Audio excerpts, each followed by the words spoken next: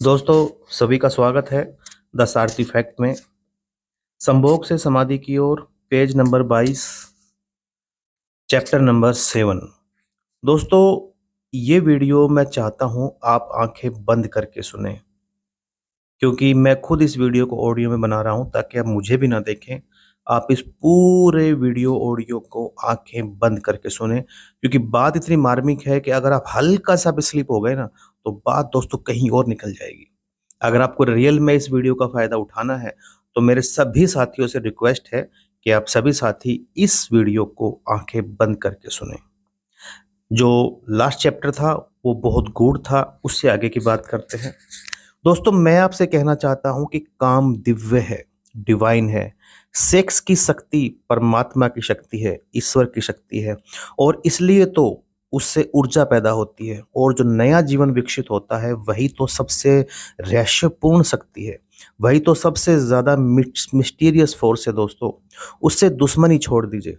अगर आप चाहते हैं कि कभी आपके जीवन में प्रेम की वर्षा हो जाए, तो उससे दुश्मनी छोड़ दें, उससे आनंद से स्वीकार करें, उसकी पवित्रता को स्वीकार करें, उसकी धन्यता को स्वीकार करें, और खोजें उसमें और गहरे, और आप हैरान हो जाएंगे। जितनी पवित्रता से काम की स्वीकृति होती है, उतना ही काम पवित्र होता जाता है, और जितनी अपवित्रता और पाप की दृष्टि से काम से विरोध होगा, काम उतना ही पापपूर्ण और कुरूप होता चला जाता है। जब कोई अपनी पत्नी के पास जाए तो ऐसे जाए जैसे कोई मंदिर के पास जाता है। जब कोई पत्नी अपने पति के पास जाए तो सच में कोई परमात्मा के पास जाता है, क्योंकि जब दोनों प्रेमी काम के निकट जाते हैं, जब वे संभोग से गुजरते हैं, तब सच में वे परमात्मा के मंदिर के निकट से गुजर रहे होते हैं। वही परमात्मा काम कर रहा है, उसकी उस निकटता में वही परमात्मा की सृजन शक्ति काम कर रही है। और मेरी अपनी दृष्टि यह है कि मनुष्य को समाधि का, ध्यान का जो पहला अनुभव मिला हो कभी भी मनुष्य के इतिहास में, तो वह संभोग के क्षण में ही मिला है और कभी नहीं। संभोग के क्षण में ही पहली बार यह स्मरण आया है कि आदमी को इतने गहरे आनंद की वर्षा होती है।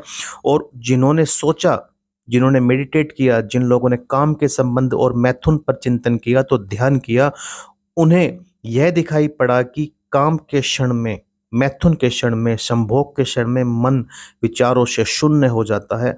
एक क्षण को मन के सारे विचार रुक जाते हैं, और वह विचारों का रुक जाना और मन का ठहर जाना ही आनंद की वर्षा का कारण बनता है।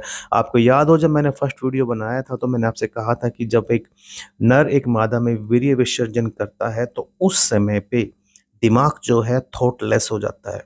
उस समय पे जो है दिमाग में से विचार बिल्कुल शून्य हो जाते हैं, और जो वो शून्य की प्रक्रिया है ना, वो ही समाधि की प्रक्रिया है। इसलिए बुक का नाम लिखा गया था कि संभोग से समाधि की ओर। लेकिन दोस्तों, बात यहाँ पे रुकती नहीं है। तब उन्हें सीक्रेट मिल जाता है, एक राज मिल गया। उनके मन को विचारों से मुक्त किया जा सकता है किसी और विधि से भी। अगर विचार शून्य में जा सकते हैं संभोग के द्वारा, तो और एक सीक्रेट मिल गया, कि राज मिल गया है कि मन को विचारों से मुक्त किया जा सकता है किसी और विधि से भी, तो भी इतना ही आनंद मिल सकता है। और तब समाधि और योग की सारी व्यवस्थाएं विकसित हुई, जिसमें ध्यान, सामयिक और मेडिटेशन, प्रेयर, इनकी सारी व्यवस्थाएं एक इतिहास में हमारे पास पहली बार विकसित हुई। इन सब के मूल में संभोग का अनुभव है। और फिर मनुष्य को अनुभव हुआ कि बिना संभोग में जाए भी चित शून्य हो सकता है, और जो रस की अनुभूति संभोग में हुई थी, वह बिना संभोग के भी बरस सकती है।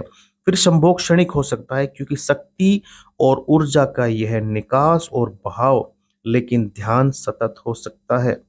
तो मैं आपसे कहना चाहता हूं कि इस युगल संभोग में, क्षण में जिस आनंद को आप अनुभव करते हैं, एक योगी जो होता है वो 24 घंटे उस आनंद को अनुभव करता है। लेकिन इन दोनों आनंदों में बुनियादी विरोध नहीं है। और इसलिए जिन्होंने कहा कि अ, विषयानंद और ब्रह्मानंद भाई भाई हैं, उन्हें जरूर सत्य कहा है। वे सहोदर हैं, एक ही उदर से पैदा हुए हैं, एक ही अणु से विकसित हुए हैं, उन्होंने निश्चित ही सत्य कहा है। तो दोस्तों, पहला सूत्र मैं आपसे ये कहना चाहता हूं कि अगर आप चाहते हैं कि पता चले कि प्रेम तत्व क्या है, तो पहला सूत्र है कि काम की पवित्रता, दिव्यता, उसकी ईश्वरीय अनुभूति की स्वीकृति, उसको प्रेम हृदय से, पूर्ण हृदय से अंगीकार। और आप हैरान हो जाएंगे, जितने परिपूर्ण हृदय से काम की स्वीकृति होगी, उतने ही आप काम से मुक्त होते चले जाएंगे। जितना अस्वीकार होगा उतने ही हम बनते जाएंगे, जैसा वह फकीर कपड़ों में बन गया था। याद है कहानी? जितना स्वीकार होगा दोस्तों उतना वहां से आप मुक्त हो जाएंगे। अगर स्वीकार परिपूर्ण है, टोटल स्वीकार नहीं है आपके लिए, जीवन का एक निष्कर्ष आप यहाँ पे पाते हैं। ठीक, यहाँ पे आज आते हैं जब आप, तो दोस्तों याद रखिएगा, आस्तिकता और नास्तिकता। आस्तिकता वो है जो हर चीज से व्यक्ति को मुक्त करती है। नास्तिक मैं यहाँ पे उन लोगों को कहता हूँ जो बार बार हर बात का निषेध करते हैं। वो ये कहते हैं कि ये पाप है, ये बुरा है, ये विष है, इसको छोड़ दो, उसको छोड़ दो, उसको छोड़ दो।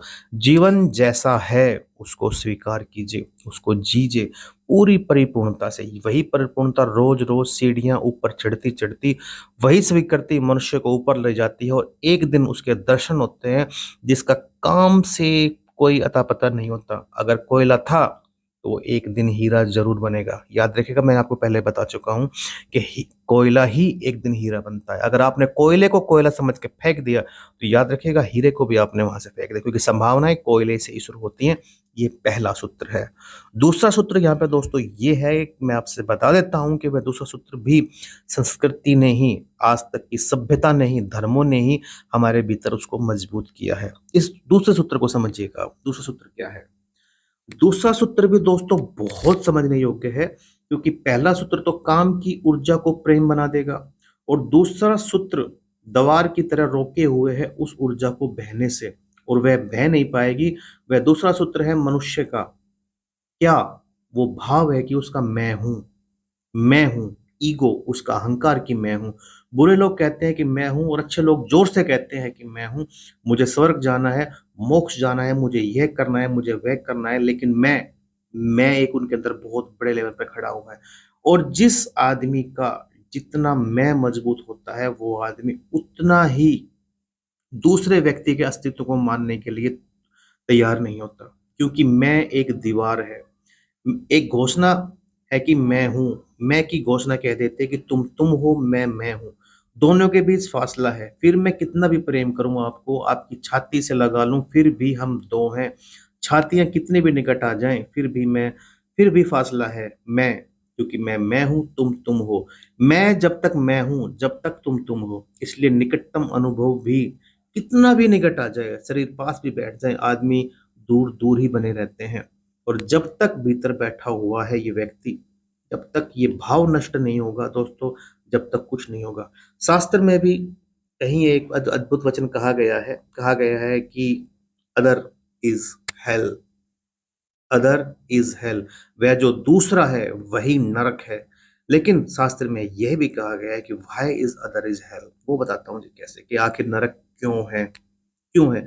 वह दूसरा इसलिए है क्योंकि मैं हूं। जब तक मैं हूं, जब तक तुम हो, जब तक दुनिया में हर चीज मैं में है, जब तक हर चीज दूसरी है। ठीक है। और जब तक ये भिन्नता रहेगी, प्रेम कभी नहीं हो पाएगा। प्रेम एकमात्र है अनुभव। ठीक है, इसमें दो नहीं होंगे। प्रेम है इस बात का अनुभव कि गिर गई दीवार और दो ऊर्जाएं आपस में मिल गई और संयुक्त हो गई। याद रखिएगा, प्रेम है इस बात का अनुभव कि एक व्यक्ति और दूसरे व्यक्ति की सारी दीवारें गिर गई हैं, प्राण संयुक्त हो गए, दोनों एक हो गए हैं। जब यही अनुभव एक व्यक्ति और समस्त के बीच फलित होता है, तो उस अनुभव को मैं कहता हूं परमात्मा। और दो व्यक्तियों के बीच फलित होता है तो उसे मैं कहता हूं दोस्तों प्रेम। और मेरे और किसी दूसरे व्यक्ति के बीच में यह अनुभव अगर फलित हो जाए तो हमारी सारी दीवारें गिर जाएंगी, हमारे भीतर के तल में एक हो जाएं, एक संगीत, एक धारा, एक प्राण, तो दोस्तों निकल के आएगा प्रेम। और ऐसा अनुभव जब होगा तो दोस्तों वहां से परमात्मा के दर्शन होंगे। ये दूसरा सूत्र है। इन चीजों को, इस ऑडियो को दोबारा सुनिए एक बार। मेरा रिक्वेस्ट है आपसे, इस ऑडियो को दोबारा सुनिए, तिबारा सुनिए। जितनी बार इसको रिपीटेड सुनोगे आपको ये वीडियो उतनी ज्यादा समझ में आएगी। और जो समझ में आ जाएगी ना, आपका परिवर्तन आज से, अभी से होना शुरू हो जाएगा। गारंटी है मेरी, करके देखिए। धन्यवाद आप सभी साथियों का।